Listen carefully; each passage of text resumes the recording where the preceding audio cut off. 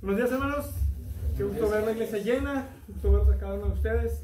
Gracias a Dios que nos permite estar en esta mañana reunidos para adorarle y escuchar ahora su palabra, en la cual continuaremos ahora con Santiago, nuestras exposiciones en el libro de Santiago, capítulo 4. Hoy seguimos con esta serie, la carta práctica, que nos ha enseñado tanto de cómo vivir la fe viva. En esta mañana, en el capítulo 4, estaremos en la segunda porción de los versículos del 7 al 10.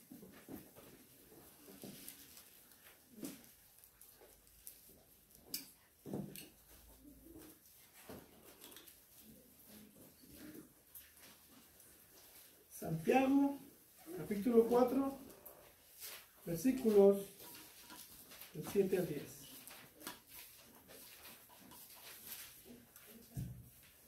Bien, dice la palabra de Dios: por tanto, sométanse a Dios, resistan pues al diablo y huirá de ustedes. Acérquense a Dios y Él se acercará a ustedes. Limpien sus manos, pecadores, y ustedes de doble ánimo purifiquen sus corazones. Aflíjanse, lamentense y lloren.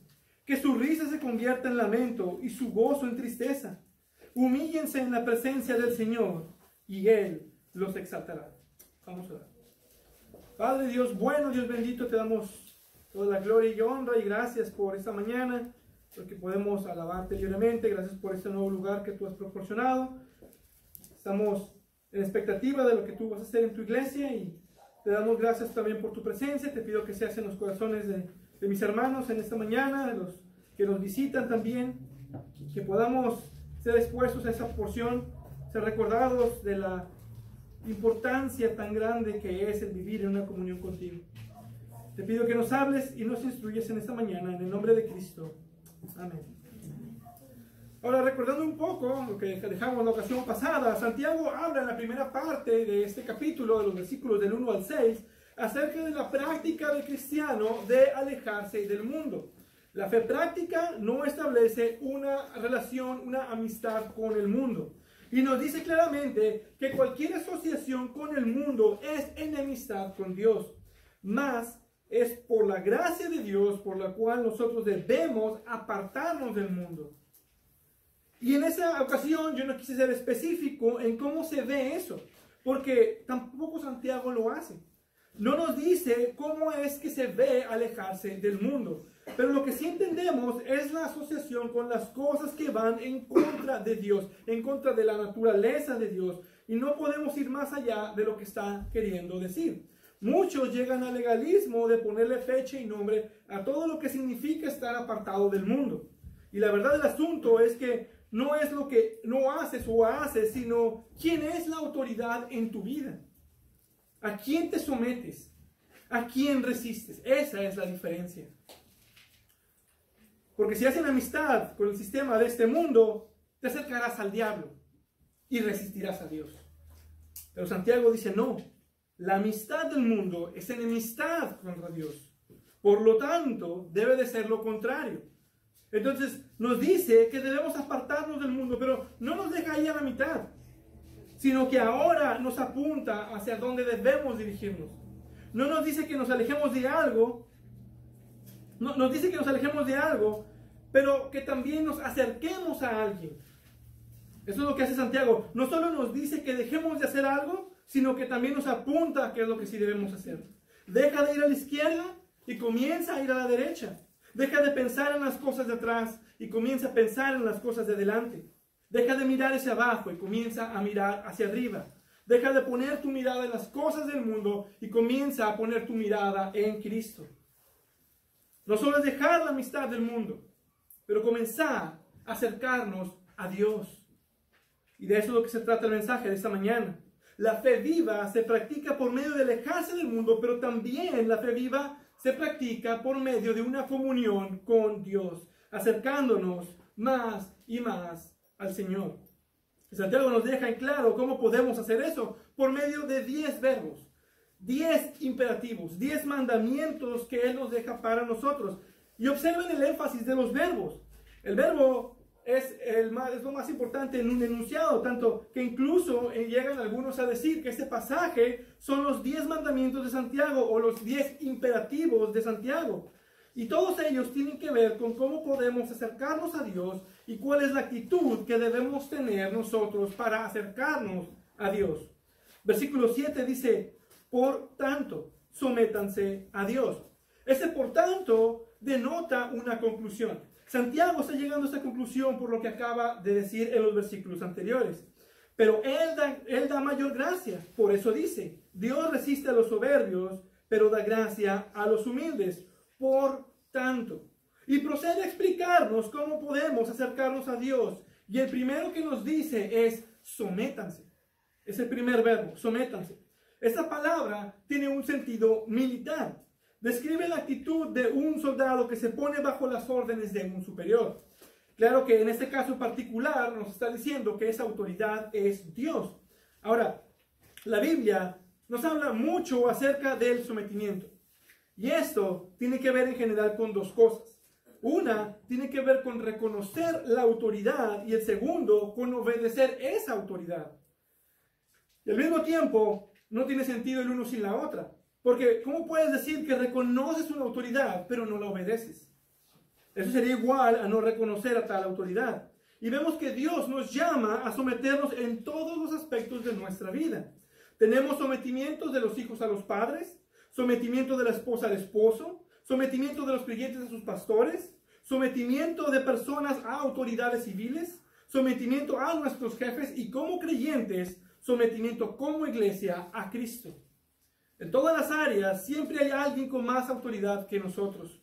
Y claro está que este sometimiento bíblico siempre es aceptado y debe ser respetado solo y cuando la orden de tal autoridad no va en contra de Dios o de su ley moral. Entonces podemos decir que el sometimiento es obedecer a la autoridad de una persona cuando ésta ejecuta dicha autoridad. Y eso aplica en todas las áreas.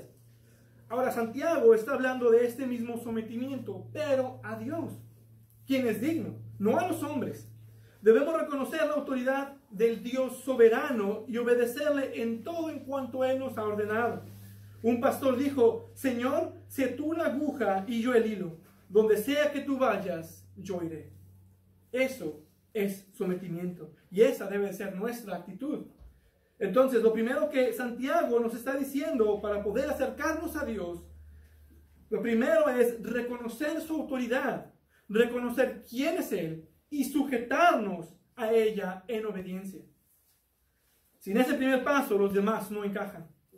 Y aquí lo que vemos es, ver a Santiago nos lleva un orden en estos imperativos. Es lo que vemos es que hay un orden en estos imperativos. Y el siguiente está en el versículo 7. Resistan pues al diablo y huirá de ustedes. El segundo es contrario al primero. Resistir es también una expresión militar y nos describe la actitud de un soldado que se trinchera para hacer frente al enemigo. Es como un grupo de resistencia que está firme para resistir al enemigo. ¿Y por qué es contrario? Porque por un lado es reconocer la autoridad y respetarla, pero tiene que ver con resistir y rechazar la autoridad de otro. Tiene que ver con resistir a quienes intentan usurpar autoridad. De eso se trata esto. Como un coup d'état, como se le dice. Un golpe interno con una autoridad no reconocida que quiere usurpar la autoridad actual. Ahora, lo primero es sometimiento a Dios. Y por el contraste aquí es resistir al diablo. Y resistir al diablo es decirle, no reconocemos tu autoridad. Estás atentando contra la autoridad del Dios Altísimo. Claro que nos atacará de formas distintas. Intentará hacernos caer con trampas, tentaciones, darnos de fuego. Pero Efesios 6 nos deja descrito cómo podemos soportar y resistir los ataques del enemigo. Y eso es por medio de llevar y usar toda la armadura de Dios. Por lo demás, fortalezcanse en el Señor y en el poder de su fuerza. Revístanse con toda la armadura de Dios para que puedan estar firmes contra las indicias del diablo. Eso es resistir, poner defensa y sostener esa línea de defensa. Ahora, algo que debemos notar es que dice resistir y no ignorar. Ignorar algo no quiere decir que nos va a dejar en paz. Por ejemplo, los problemas no se van cuando los ignoramos, se hacen peor. Dice resistir y no temerle. La Biblia claramente dice que debemos temer a Dios. El principio de la sabiduría es el temor a Dios, no al diablo.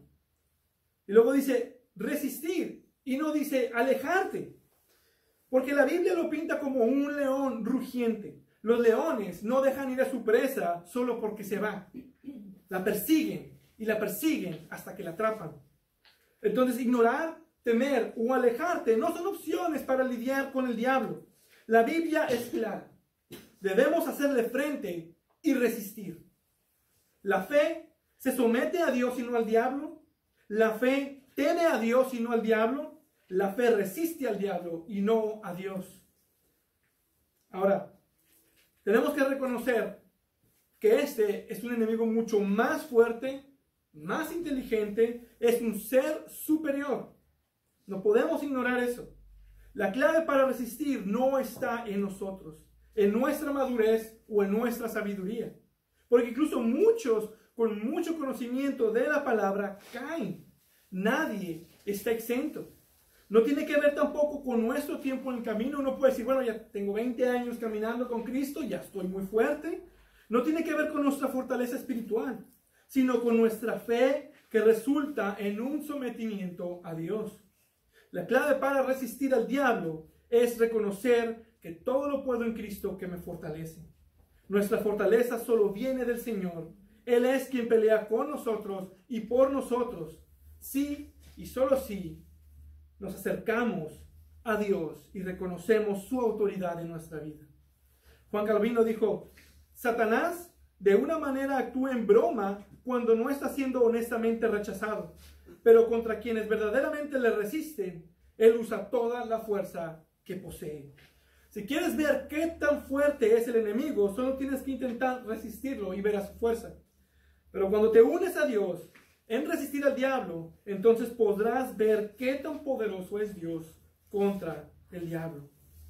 Entonces someterte a Dios y resistir al diablo es lo que nos está diciendo. Y es interesante notar cómo estos dos imperativos se relacionan.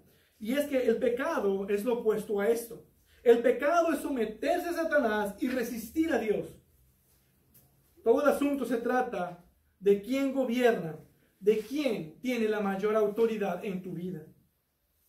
La otra cosa interesante de cómo estos dos imperativos se relacionan es que verdaderamente no puedes resistir al diablo sin antes someterte a Dios.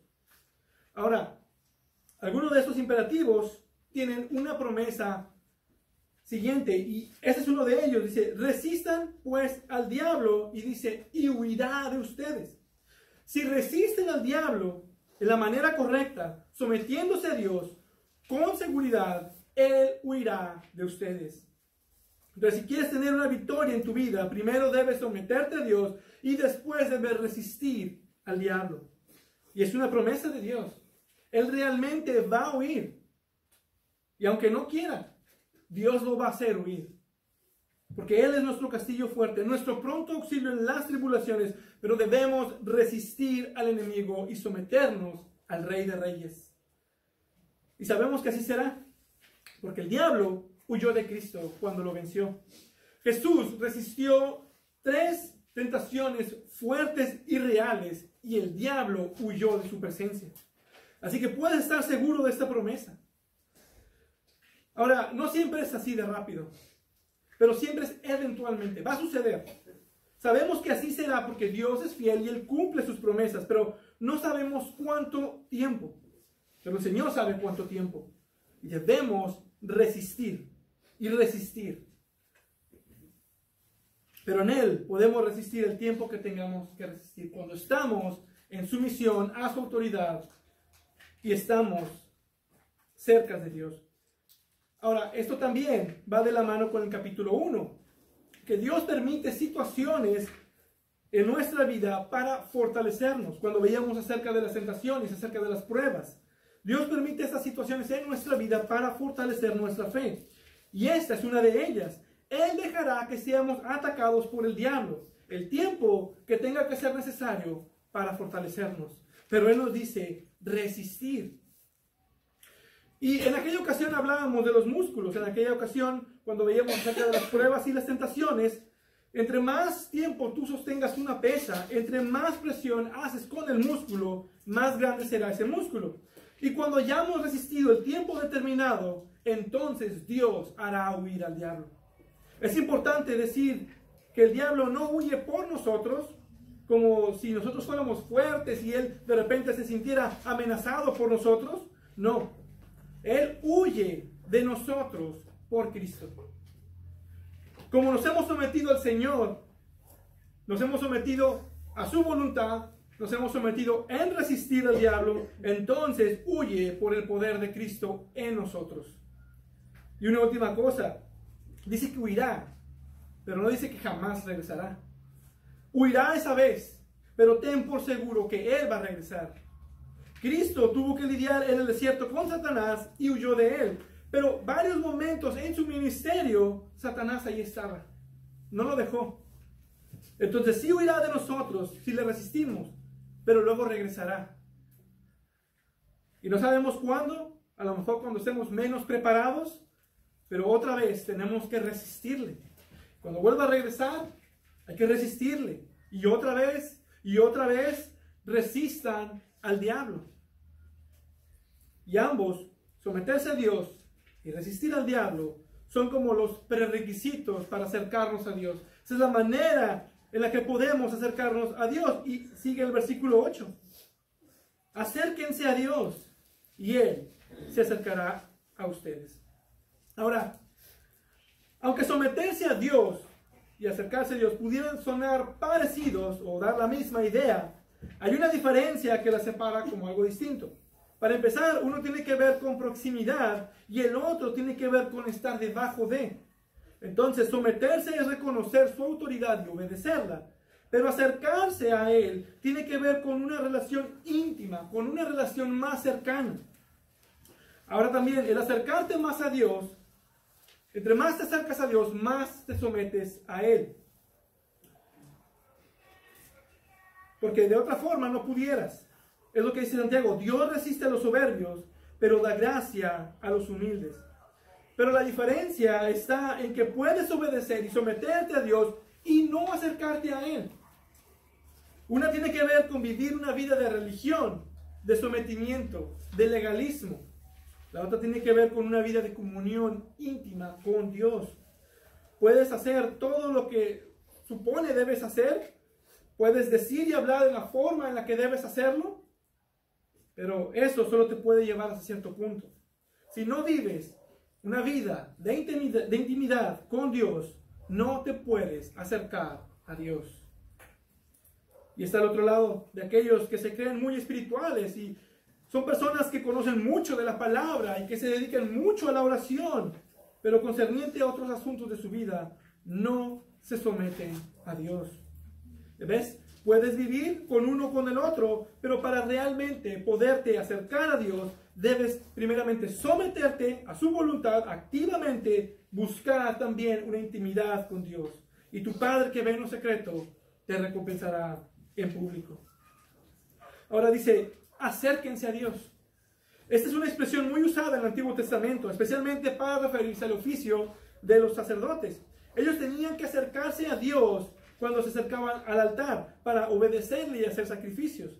Levítico 10:3 nos dice, esto fue después de los dos sacerdotes, Nadab y Abiú, quienes se podían acercar a Dios, murieron porque no se acercaron de la forma correcta. Y observen cómo Moisés les describe esto a Aarón. Como santo seré tratado por los que se acercan a mí. Esto de acercarse a Dios entonces no es como un niño corriendo a su papá y trepándose en sus brazos, sino uno en el que tú te arrodillas y reconoces que Él tiene toda la autoridad porque Él es de perfecta santidad. Nos acercamos al Dios 3 veces santo y perfecto, y esto es algo muy serio. La Biblia nos anima a acercarnos a Dios por misericordia y por bendición, pero también que lo hagamos con un temor reverente. Tenemos que acercarnos, pero con humildad y sometimiento, reconociendo quién es Él. Ahora, acercarse a Dios tiene dos efectos.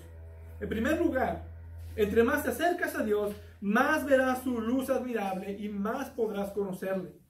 Y entre más te acercas a Dios, menos tinieblas hay en tu vida. Pero también podrás ver más cómo es Él, y en eso podrás ver la falta de santidad en tu vida. Entre más te acercas a Dios, más creces en fe, pero también ves más tu pecado y lo horrendo de tu pecado, y más te arrepientes por lo que ves de una forma antes de lo que veías. Antes tu pecado no era tan grave, pero entre más te acercas a Dios, más ves la gravedad de ese pecado. Pero debes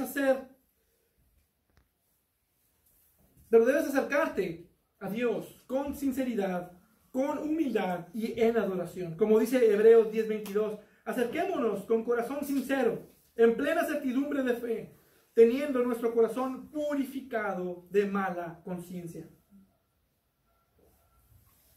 Pero algo más que pasa cuando te acercas a Dios es que entre más te acercas a Dios, Él se acerca más a ti.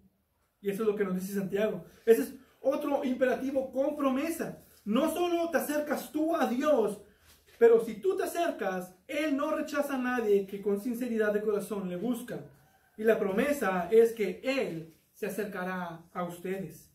Salmo 145:18 dice, el Señor está cerca de todos los que le invocan, de verdad. En verdad. Es una promesa del Señor que es para todos los creyentes. La tenemos también en Zacarías 1:3. Vuélvanse a mí y yo me volveré a ustedes. Malaquías 3:7. Vuelvan a mí y yo volveré a ustedes.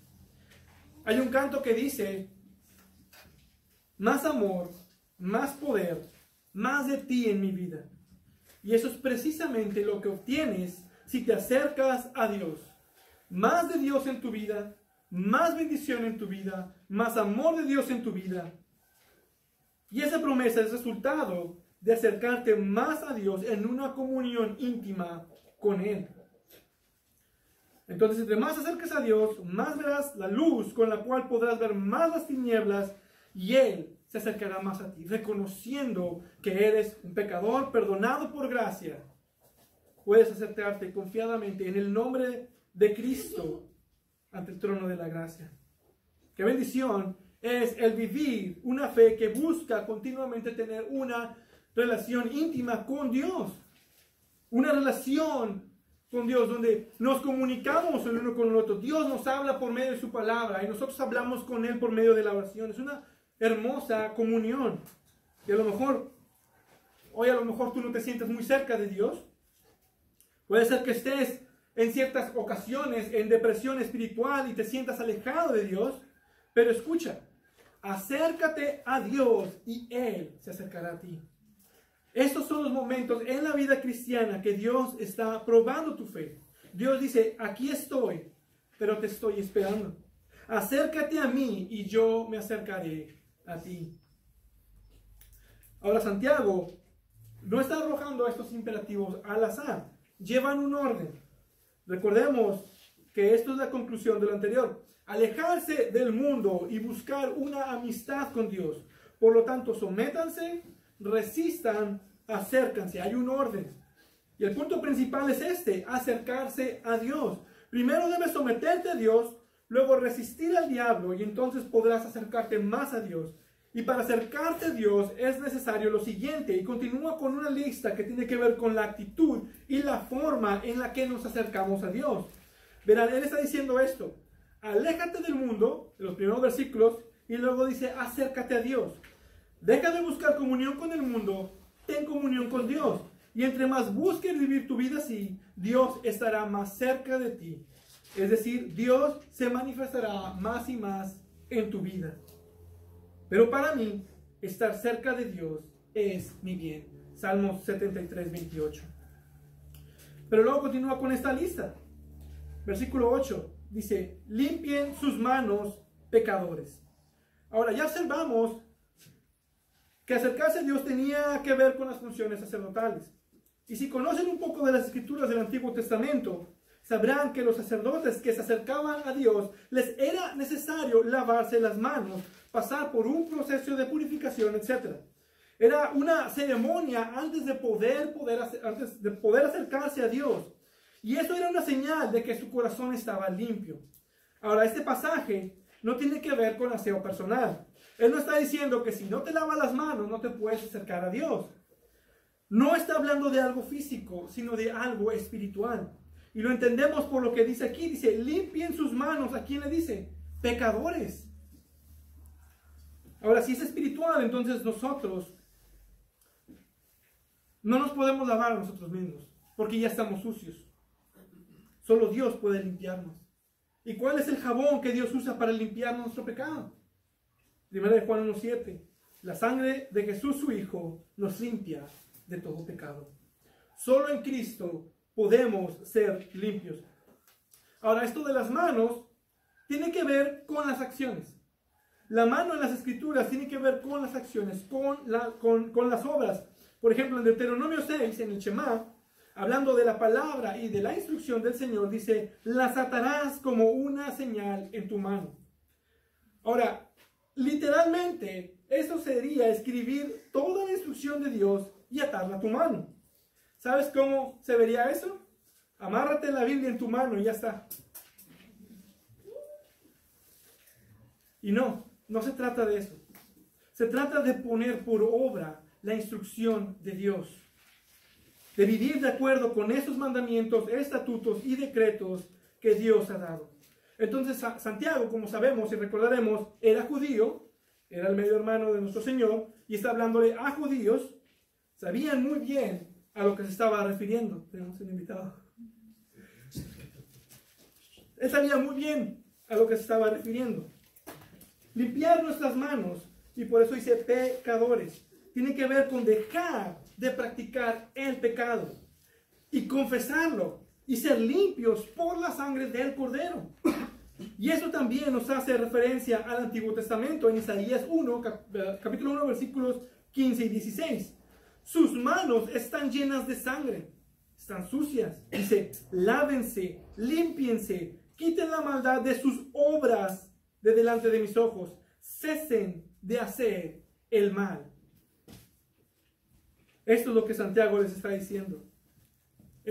Límpiense las manos tiene que ver con dejar de cometer pecado, con dejar de hacer el mal, con dejar de practicar las obras que no son conforme a la luz y a los mandamientos del Señor. Y luego en el versículo 8 continúa, dice, y ustedes de doble ánimo, purifiquen sus corazones.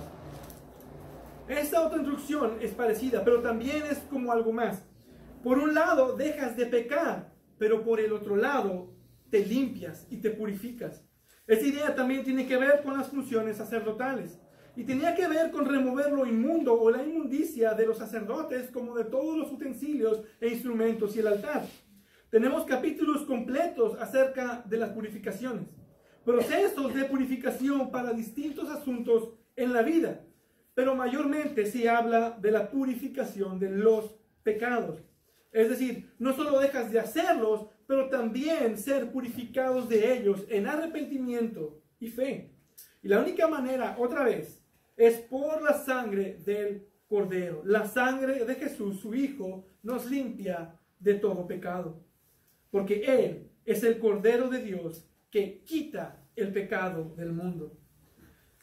Entonces ya somos libres de la culpa, pero aún necesitamos constantemente limpiar nuestro corazón. Porque aún hay pecado en nosotros, aún obramos mal, aún nuestro corazón está inclinado y necesitamos constantemente purificarnos. Entonces lo que debemos hacer es santificar nuestros corazones. Y la única manera de limpiarnos, de purificar nuestros corazones, es por medio de su palabra. Santifícalos en tu verdad, tu palabra es verdad. Juan 17:17. Es por medio de la palabra que podemos purificarnos constantemente. Después de la purificación inicial por el Espíritu Santo en la regeneración, el cristiano tiene que constantemente purificar su corazón. Esto es santificarlo por medio de la verdad. Estamos hablando aquí de santidad, sin la cual nadie verá al Señor. Hebreos 12, 14. Es decir, sin santidad no te puedes acercar a Dios. No te puedes acercar a Dios si no buscas la santidad. Y la manera de buscar esa santidad es por medio de su palabra. Salmo 119, 11. En mi corazón he atesorado tu palabra para no pecar contra ti. ¿Ven? La relación entre no pecar y ser santificado es por la palabra de Dios. Y esa es otra actitud en la que debemos estar. Para poder acercarnos a Dios. Tenemos que tener un corazón limpio de pecado, pero también limpiar nuestras manos, nuestras acciones, nuestro obrar. Y puede ser, la verdad es que no estará perfectamente limpio, pero será un corazón que busca y anhela ser purificado por la palabra. Entonces limpias tus manos, es decir, externamente limpios, pero también purificas tu corazón, es decir, internamente limpios. Así es como debes acercarte a Dios. No puedes acercarte a Dios de otra forma. No puedes venir con las manos y corazones sucios. Primero debes pedirle a Él, el único que puede limpiarte, que te limpie, dejar de pecar y buscar la santidad. Y entonces puedes acercarte a Dios. Pero no nos dice el versículo 9.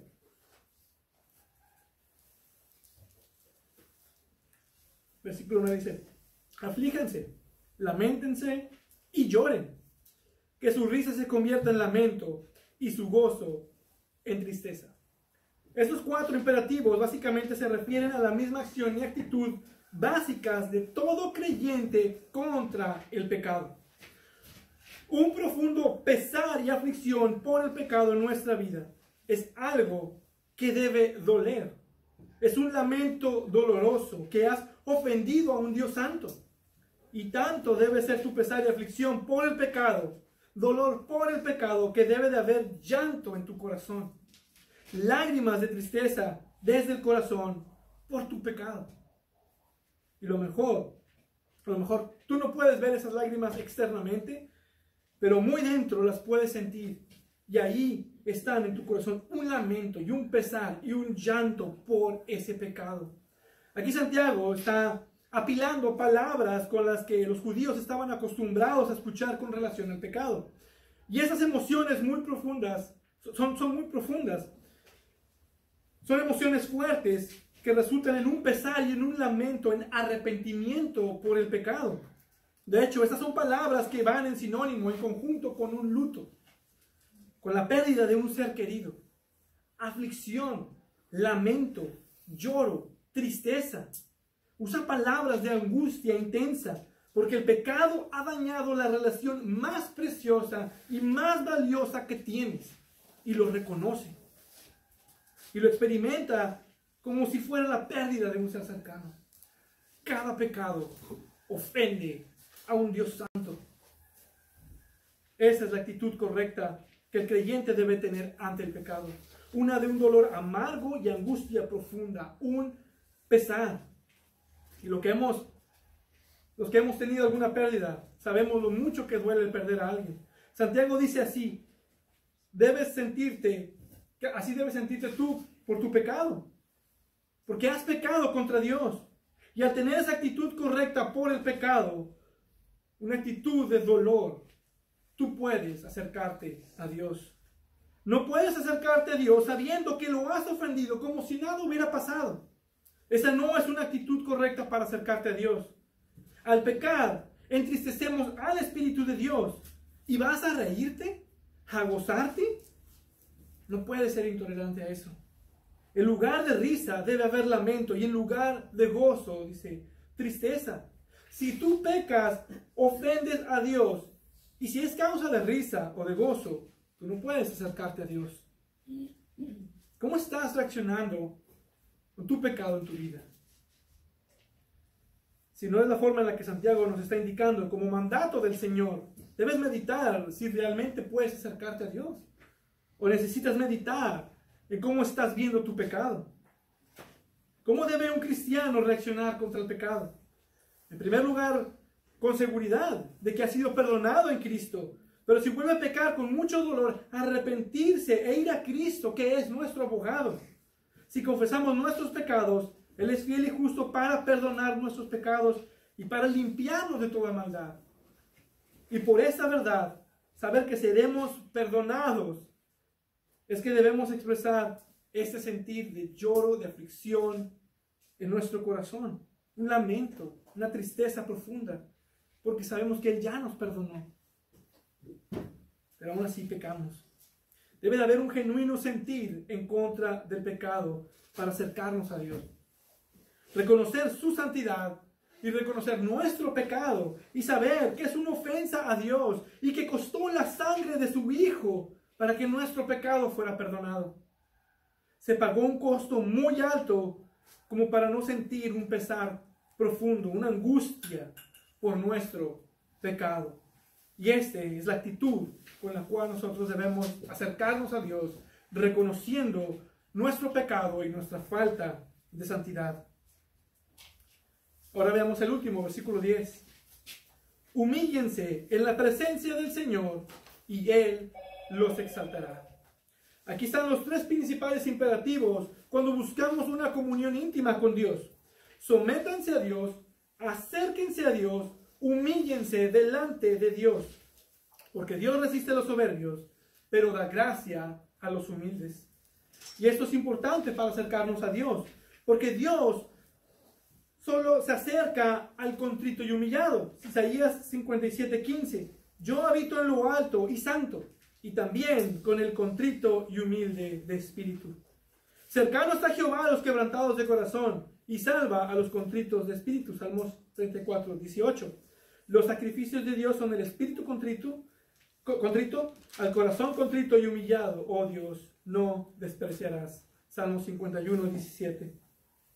Ahora, es importante notar que el mandamiento no es solo humillarse. Debemos tener esta actitud. Él nos ha estado diciendo qué hacer antes y cómo acercarnos a Dios. Ahora, este imperativo ya es estando cerca del Señor. La actitud cuando estemos en la presencia del Señor, dice, humíllense en la presencia del Señor. Y de eso, esto de estar en la presencia del Señor nos habla acerca de esa cercanía que estamos teniendo en el versículo 8. Entonces, cuando estés acercándote a Dios, humíllate. La pregunta ahora es ¿cómo? Poniendo en práctica los imperativos que ha estado dejando en orden. Sometiéndote a Dios, resistiendo al diablo, acercándote de una forma que estés limpiando tus manos, purificando tu corazón y sufriendo por el pecado. Todo eso. Tú tienes estas actitudes y tú puedes humillarte delante de Dios. Y si tú crees que puedes acercarte a Dios en humillación sin alguno de estos anteriores, déjame decirte que estás totalmente autoengañado. No puedes decir que te estás humillando delante de Dios y dejar a un lado algunos de estos anteriores. Humillarte es reconocer que Él tiene toda la autoridad y que Él es digno de ser obedecido. Que Él es santo y perfecto y que nosotros no lo somos. Es reconocer que sin su gracia no tenemos nada y sin Cristo no somos nada. Que en la vida dependemos de la palabra, de su poder para seguir existiendo. Que en la salvación dependemos de Él como un bebé depende de su madre. Es el reconocerlo como el ser más supremo y reconocernos a nosotros mismos como pecadores. No podemos acercarnos a Dios sin reconocer quién es Él y quiénes somos nosotros. Ahora este es el último de los imperativos, pero también tiene una promesa.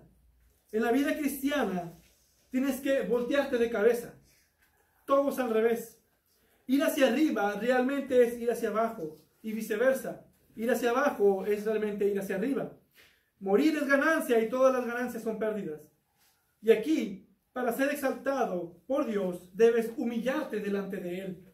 Jesús mismo lo dijo en Mateo 23:13. Y cualquiera que se engrandece será humillado, y cualquiera que se humille será engrandecido.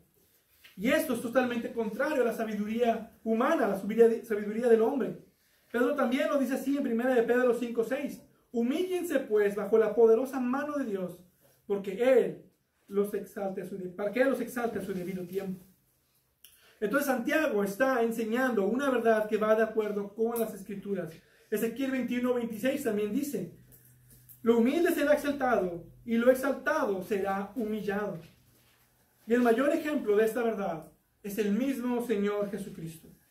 Él se sometió a Dios, resistió al diablo. Él no tenía pecado por el cual afligirse o lamentarse. Él se afligió, se lamentó y lloró por nuestro pecado y se humilló a sí mismo. Filipenses 2, versículos del 6 al 11. Hablando de Jesucristo, dice: el cual, siendo en forma de Dios, no escatimó ser igual a Dios como cosa que aferrarse, sino que se despojó a sí mismo, tomando forma de siervo, hecho semejante a los hombres, y estando en la condición de hombre,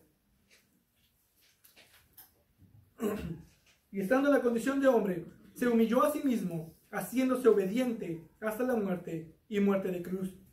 Por lo cual Dios también le exaltó hasta lo sumo, y le dio un nombre que es sobre todo nombre, para que en el nombre de Jesús se doble toda rodilla de los que están en los cielos y en la tierra y debajo de la tierra, y toda lengua confiese que Jesucristo es el Señor, para gloria de Dios Padre. Él se humilló más profundo que cualquier hombre jamás pudiera humillarse. Se humilló hasta el punto de pagar por los castigos de otros. Es simplemente un ejemplo sin igual, de lo más alto en gloria hasta lo más bajo posible. Ningún hombre jamás podrá estar tan alto como Él, ni jamás podrá descender tan bajo como Él lo hizo. Y aquí vemos Dios cumpliendo su promesa en su Hijo. El Hijo se humilló y el Padre lo exaltó en la misma medida. Y asimismo, cuando nos humillamos en la presencia del Señor, Él también nos exaltará. Humíllense delante de Dios y Él los exaltará en su forma y en su tiempo. Sigamos el ejemplo de Cristo en vivir una fe práctica que se vive en una comunión íntima con Dios. Amén. Padre Dios bendito, te damos gracias por esta instrucción, por tu palabra en esta mañana, porque sabemos que en el nombre de Cristo, por su sacrificio, podemos acercarnos confiadamente ante el trono de tu gracia. Porque si estamos limpios es en Cristo, porque si tenemos justicia es en Cristo, si tenemos valor es en Cristo.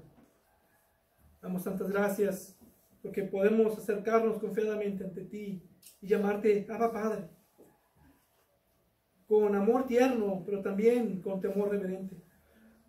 Podemos acercarnos ante tu trono. Gracias, Señor, porque en Cristo has hecho ese puente que jamás ningún hombre pudiera construir, y podemos tener esa íntima y hermosa comunión contigo.